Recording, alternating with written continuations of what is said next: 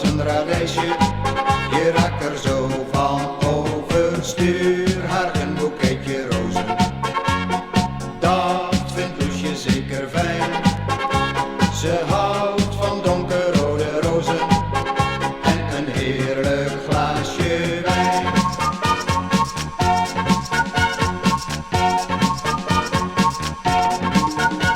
We waren met z'n tweeën op vakantie en zochten wat ontspanning in Tirol.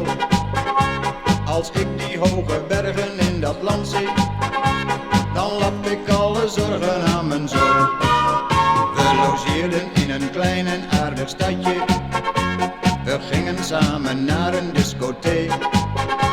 Daar hoorden wij een heel mooi melodietje. Dat zing ik nu alvast een hele week.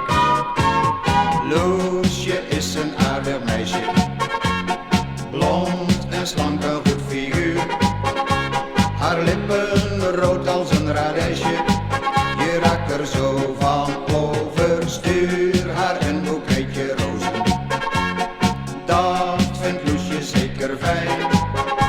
Ze houdt van donkerrode rozen en een heerlijk glaasje wijn.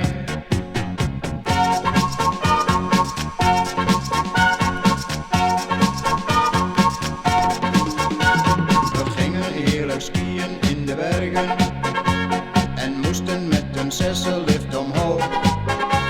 Toen wij daar boven bij het eindpunt kwamen, het uitzicht was een lust voor het oog. We gingen op de skis weer naar beneden en kwamen aan een mooie smalle beek. Toen zong ik weer dat mooie